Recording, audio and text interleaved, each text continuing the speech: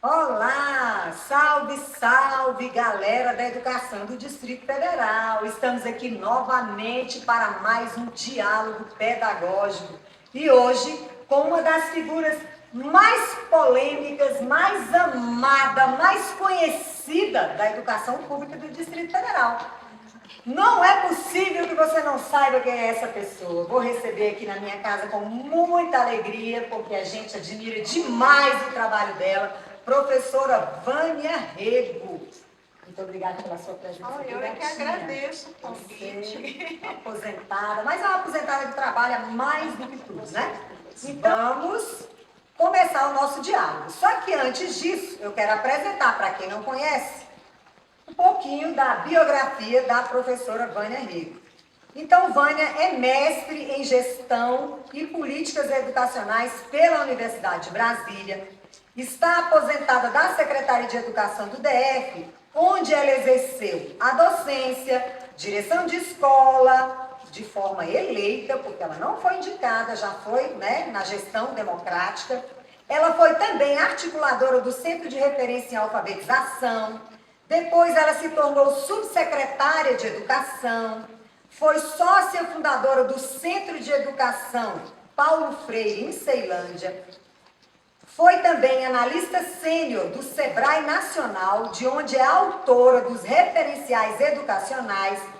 Vânia tem muitos artigos publicados sobre gestão escolar e educação de jovens e adultos.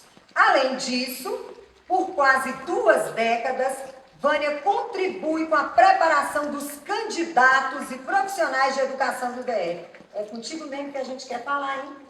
Mais de 70% dos professores que estão atuando hoje na rede pública de ensino são de contrato temporário. Então, ela contribuiu demais com esses candidatos, né, para que eles estivessem nessas vagas nas classes populares de educação do DF. E, atualmente, ela continua consultora do Sebrae, só que lá no Rio Grande do Norte. Aposentada, vive na ponte aérea, viajando Rio Grande do Norte, Brasília, né? E tem realizado inúmeros trabalhos sobre a Base Nacional Comum Curricular em vários estados brasileiros. Como que você avalia esse fato que eu acabei de contar? O novo perfil dos professores da Secretaria de Educação do DF hoje. É bem complicado, assim. Eu não acho que há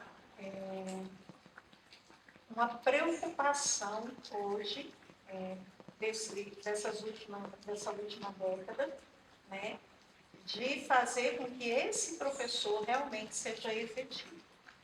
Então, nós temos, você mesma colocou no início, nós temos um problema gravíssimo hoje, e isso eu não quero desmerecer a qualidade do professor de contrato temporário, mas as condições de trabalho dele.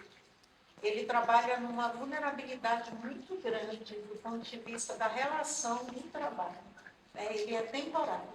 Então, a cada 2 anos, ele está ali se matando para conseguir uma vaga. Do ponto de vista do Estado, uma irresponsabilidade imensa de não utilizar o professor temporário para aquilo que ele é previsto. Nós sempre vamos ter professor temporário. É o professor que vai ocupar essas vagas provisórias. É uma licença maternidade, é uma licença prêmio, é uma licença para tratamento de saúde. E o que nós temos hoje, não. Nós temos escola que praticamente todos os profissionais, à exceção da gestão, eles são professores temporários. E isso traz um perfil de um professor nômade. Esse professor, ele acaba não tendo pertencimento àquela comunidade escolar. Então, também, nessa questão dele ser nômade, o que acontece? Ele não participa ativamente nem da construção, nem da efetivação de um projeto político-pedagógico consistente.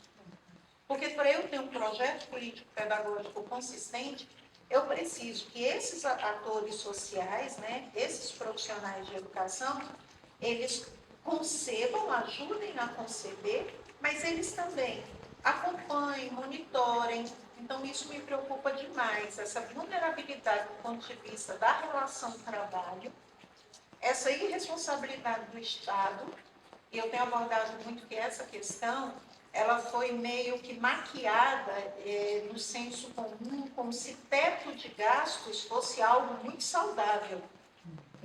Eu não posso ter teto de gastos para investimento em educação. Então, há uma fala de que se eu fizer o concurso e contratar os efetivos, eu bato no teto de gastos. Sim, e eu tenho que ter teto de gastos para a educação, para a saúde, para a segurança. Então, é necessário que a gente comece a pensar sobre isso. São concursos que chamam 700 pessoas para atividades, 700 profissionais para atividade, pouquíssimos para as áreas de exatas, para as áreas de humanas. E as escolas vão ficando sem essa consistência. Você tem alguém que passa, ocupa, às vezes nem tem ao longo do ano, principalmente nos anos finais do ensino fundamental e do ensino médio, você tem uma carência ainda maior desses profissionais. E isso traz para a rede uma instabilidade pedagógica muito grande. E toda instabilidade pedagógica, ela impacta diretamente na qualidade da educação. Então, eu fico pensando, do ponto de vista da gestão das escolas, também é muito difícil. Tem sido para muitos profissionais. Para a gente da equipe também é um desafio muito grande. Porque você está começando a trabalhar com aquele profissional que chega. Quando ele chega para você, acabou a carga horária dele ali, ele passa para outra, ou no outro ano ele já não está mais ali, né? E isso vai fazendo com que esses estabelecimentos de ensino, eles não criam uma identidade. É uma identidade perante a comunidade, é uma identidade pedagógica. E quando a Val coloca essa questão, né, a nossa geração, que foi uma geração que lutou muito por essa carga horária, uma carga horária ampliada, uma geração que lutou muito por um projeto pedagógico definido, uma geração que contribuiu, inclusive, na escrita de vários documentos, como o Currículo em Movimento, que é riquíssimo, é uma geração que tem pouquíssimos ainda faltando para aposentar. Então, essa geração que chega, ela não tem essa consistência. E essa consistência não é uma responsabilidade individual desse profissional que chega, mas dessa rede de ensino também, que precisa se consolidar como uma rede que diz, a proposta pedagógica do Distrito Federal é essa, né? Então, quando você me pergunta qual é o novo perfil, ele é instável, porque ele não tem a estabilidade, né? Ele é nômade, ele não sabe a que escola realmente ele pertence, a maior parte desses professores, e ele é um pouco apático em relação ao projeto pedagógico das escolas que ele atua, porque não dá tempo a se apropriar.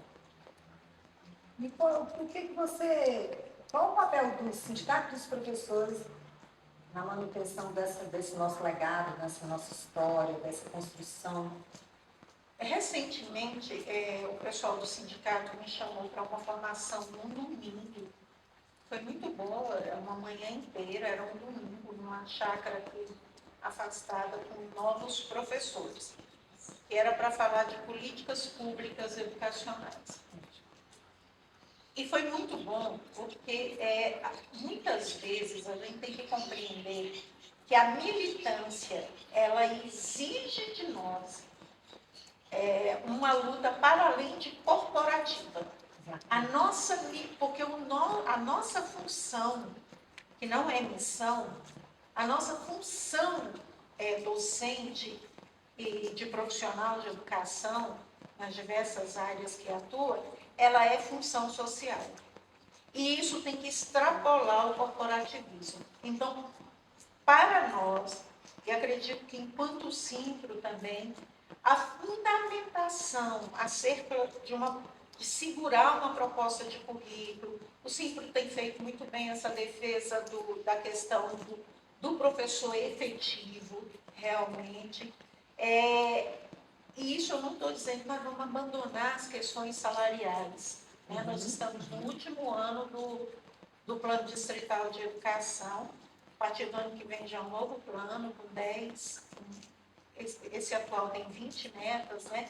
E nós vamos ter um novo plano por 10 anos.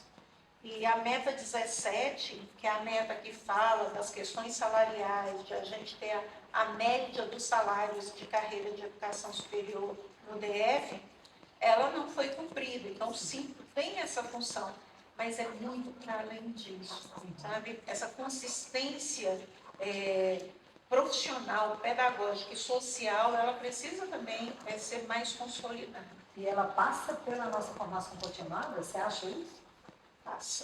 Passa sim. Até porque a gente tem que conversar um pouquinho o que a gente chama de formação continuada, né? Isso é um debate que precisa ser feito entre nós. O que eu chamo de formação continuada? É qualquer curso, qualquer carga horária que eu faça depois que eu fiz a minha formação inicial, a graduação? Não necessariamente. Então, tem um autor português que eu gosto muito, o Antônio Novo, e ele fala muito da necessidade de essa formação continuada, ela se dá em locos. Exatamente. É o famoso chão da escola, né? É o famoso chão da escola. O que não retira da Secretaria de Educação, ou das secretarias como um todo, né? A gente não pode esquecer que nós estamos com profissionais que atuam aqui e muitas vezes estão aqui no entorno do DF.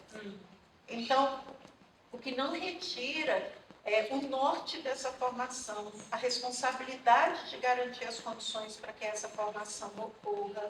Então, essa formação continuada, ela precisa ser uma formação em função do que acontece de aprendizagem ou não aprendizagem na escola. A escola é um lugar que ela tem como dever, assim, a premissa dela é garantir a aprendizagem daqueles que estão nela como um direito. A aprendizagem é um direito.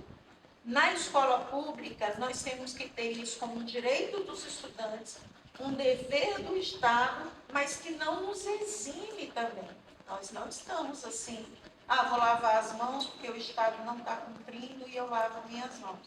Não, até porque nós estamos muito próximos do ponto de vista de classe social dos nossos alunos da escola pública, como professores. Nós somos muito mais próximos dele, da classe média alta, da elite brasileira, então é uma questão até de compromisso de povo mesmo. E tem uma questão, né, Tânia, que eu acho super importante também destacar, o que a gente está vivenciando em termos de formação inicial de professores, né? A gente tem tido vários cursos à distância, né? Uns com uma qualidade boa, outros nem tanto. E a gente já vinha experimentando lacunas, né, na formação.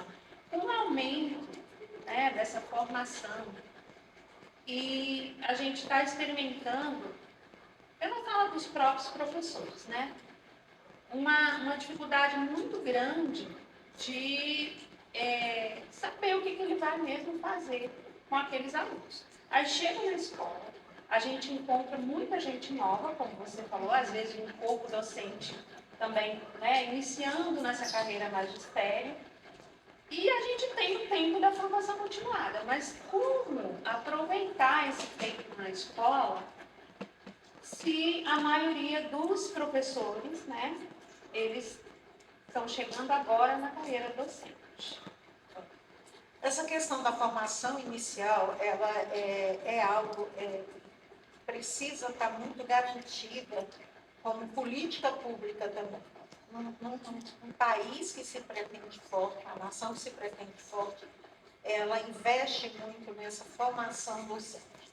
E a gente tem visto que a formação docente ela tem sido acelerada.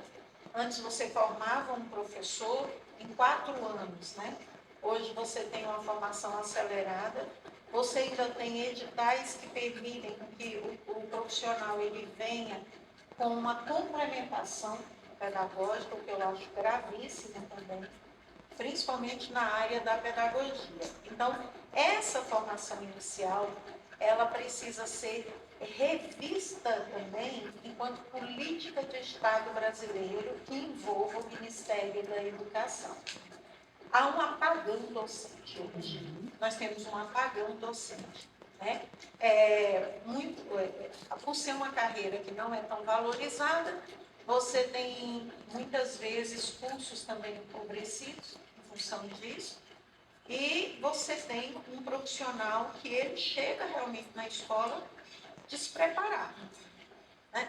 Nenhum de nós chegou na escola, por melhor que tenha sido nossa formação, totalmente preparado, mas você tem que ter uma preparação mínima, o domínio da língua, dos fatos fundamentais, dos processos históricos, do conhecimento social e político do país, dos objetos de conhecimento da sua área de atuação. Didática. A didática, isso minimamente você teria que ter, a gente não tem. Aí não tem, não vamos fazer nada? Não, vamos. No DF a gente tem um privilégio, que eu acho que a gente pode falar um pouco mais à frente, que é o espaço da formação continuada. Olha só, primeiro assim, eu acho que a gente tem que entender que não é só o professor novo que passa por essas lacunas. Nós também passamos por essas lacunas. Tá? Você falou do curso normal, ele ainda existe, ele pode existir. O DF não tem essa realidade, mas a lei permite com que haja curso normal em nível técnico para professores da educação infantil e anos iniciais do ensino fundamental. Então, ele pode existir enquanto curso técnico. Tá? A grande questão é o que esses cursos de formação inicial estão fazendo. O Darcy Ribeiro, ele dizia que o fracasso da educação brasileira não era um acaso, era um projeto. E esse projeto, ele começa desde essa política pública de formação de professores, desde a ausência de uma política pública de reconhecimento desse profissional como essencial, como vetor de desenvolvimento social e econômico do país. Então, a gente tem que olhar isso também do ponto de vista materialista histórico. A gente tem essa questão de haver uma intencionalidade com que a educação como um todo, ela fracasse.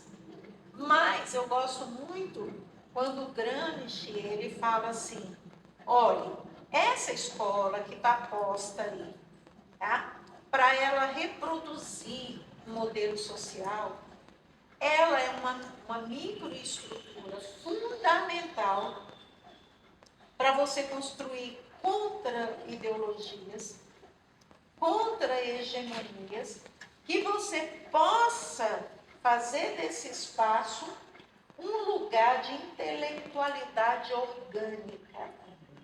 Aí o Gramsci vai dizer, e aí eu digo, onde eu posso construir o amálgama que vai tirar essas lacunas da formação inicial? Nesse exercício da intelectualidade orgânica na formação continuada da escola. A EAP vai dar conta disso? Ela não dá conta, mas ela poderia dar conta de um projeto que orientasse de forma orgânica o sistema de ensino do DF, as gestões escolares do DF. Ela poderia dar conta disso. Ela tem um norte. Então, por exemplo, eu considero o nosso currículo em movimento, um dos mais ricos. Mas você chega em escola que os professores não se apropriam do currículo em movimento. Se eu pergunto para eles o que vocês entendem da pedagogia histórico-crítica, da psicologia histórico-cultural, o que é que vocês entendem por educação integral e não de tempo integral, nós vamos ver que isso não tem sido o norte da formação. Que é trazer também para essa formação os documentos da secretaria. Os documentos que foram, ainda estão permanecendo como frutos de muita luta. Exatamente, e tem uma qualidade enorme, né? E embasamento teórico, é de ponto, né? Os nossos documentos, muito bem elaborados, mas até que ponto eles, de fato, são apropriados nesses espaços de formação continuada. E me preocupa muito quando você fala assim, quando às vezes você chega e a pessoa quer uma receita pronta. A receita, ela vai se dar com os ingredientes que nós temos à mão. Quem são os ingredientes? São sujeitos da educação. Então, são esses aprendizes, são esses professores que estão atuando, esses profissionais da educação, nas diversas atuações deles, que eles vão ter que fazer esse diagnóstico ali, mas com um norte. E esse norte poderia ser dado pela EAP. Mas é como eu falo, será que a política de formação da EAP é uma política realmente comprometida com uma formação sólida de qualidade social da educação? A gestão democrática da escola, ela está prevista na lei, e pela primeira vez, agora em agosto de 2023, o artigo 14 da LDB diz que a gestão democrática deve envolver, né, a qualidade, a preocupação com a qualidade social da educação. Está lá, é a primeira vez que aparece esse termo dentro da maior lei da educação vinculado à gestão democrática. A gente entende o que é qualidade social da educação? Qualidade social da educação é um aluno que aprende, e que ele aprende que ele tem direito a ter uma vida mais digna. Aí você nem para isso você precisa dizer, é porque é um projeto socialista, um projeto comunista. Não, dentro do modo de produção capitalista, pelo menos que a gente possa oferecer uma educação que oportunize uma sociedade rica como a nossa, de classe média. Me preocupa muito, Vânia, refletir um pouco sobre tudo que você falou, essa responsabilidade, às vezes, individual, que a gente quer colocar no professor. E eu acho que essa conversa aqui traz exatamente, né, o oposto disso, que é esse coletivo, esse pertencimento, o bom aproveitamento desses espaços coletivos vão fortalecendo esse coletivo de professores, e isso vai impactar na qualidade da educação. Sim. Lá nas escolas que eu trabalho, né, teve uma professora que falou assim, nossa, mas você só fala isso, você só repete isso, né, que tem que fortalecer o coletivo. E eu falo, mas precisa, né? Precisa de falar. Precisa repetir, até que as pessoas tomem consciência de que esses espaços só vão ter qualidade, só vão realmente cumprir o objetivo, a intencionalidade de ter uma educação melhor, né? A partir disso, né? A partir desse coletivo que se mobiliza, os professores, os gestores, que se veem como sujeitos, não para reproduzir, né, o que a gente tem lá fora na sociedade, mas para transformar. Porque a escola é um espaço de contradição e não só de reprodução da realidade. Exato. E aí, na reprodução, você acaba no processo de alienação individual, que não é questionado na dialética coletiva, né? Aí você acaba por reproduzir e ajudar na manutenção do status quo social. E aí que vem a desvalorização total da nossa profissão. Exatamente. A gente está caindo nisso aí. Então, quando você também se autodesvaloriza e você não vê a função social e você não vê a sua importância, aí você também ajuda nessa engrenagem. Você acaba sendo uma peça dessa engrenagem. Das mais importantes. Exatamente. É tanto assim que a gente tem visto vários comediantes stand-ups, né, Fazendo farra. trazendo essa perspectiva de sentir pena do professor. Pena de quem trabalha na educação. E essa consciência a gente precisa ter. Tá? Aí você fala assim, Vânia, mas a gente tem que sair do individual para o coletivo. Eu sou freiriana. Como freiriana, né, eu gosto de trabalhar muito nesse tripé freiriano. Freire diz que a educação ela é libertadora se ela for é transformadora. E a transformação só vem por meio de consciência. E consciência só se dá na ação dialética. E a ação dialética exige o coletivo. A ação dialética exige o coletivo. Então, o que eu estou dizendo com isso? Há uma responsabilidade individual de não querer ser mais uma peça dessa engrenagem reprodutora e mantenedora de status quo social. Essa vontade tem que ser individual, tem que ser compromisso individual. Mas há uma responsabilidade institucional com os espaços de formação coletiva que impedem com que isso aconteça. Não é o professor que vai organizar, né? Isso não é ele, não tem que ter essa iniciativa, né? Ele vai ter até no coletivo dele, porque é quando a nossa corporação, que é a corporação dos profissionais de educação, enxergam isso dentro do cenário social, de ajudar nessa manutenção e dizer, eu não quero passar por isso. A ponto de a gente chegar a ser, como Paulo Freire fala no Pedagogia da Autonomia, de uma greve nossa, por exemplo, ela tem uma pedagogicidade intrínseca na greve, porque a comunidade diz, não, sem esses profissionais eu não consigo ficar. É uma pedagogicidade tão grande que a comunidade diz, se esses profissionais não querem a militarização, nós também não queremos. Entendeu? Confiança. De confiança, de estabelecimento de confiança. Então, é preciso essa consciência coletiva, mas uma vontade individual de construí-la e de não se tornar mais um alienado nessa engrenagem de reprodução, de manutenção do status quo social. E a intelectualidade, ela só é mobilizadora de transformação quando ela é orgânica. Exatamente. E essa organicidade está No coletivo. Tá no coletivo. E assim, a gente tem que procurar esse caminho. A gente precisa encontrar formas de diminuir o aligeiramento das ações dentro das escolas, que está aquela loucura. Tem que ser o conteúdo. Nós estamos começando aí um ano letivo, né, Vânia? E a gente deseja muito que esse ano de 2024 seja um ano de muito sucesso em todas as unidades de ensino Agora, do país. olha que contradição, né? Val.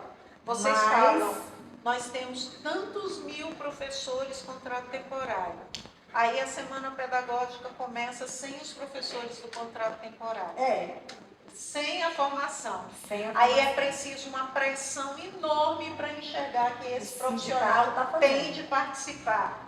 Entendeu? Envolve. Que não precisaria. Não precisaria. Se eles hoje são um número tão significativo, é claro que eles já tinham que indicar estar. Começar sem. Por isso que eu digo que há uma intencionalidade nesse fracasso, às vezes, uma desresponsabilização do Estado e do governo que ocupa esse Estado com essa formação continuada que já começa na semana pedagógica.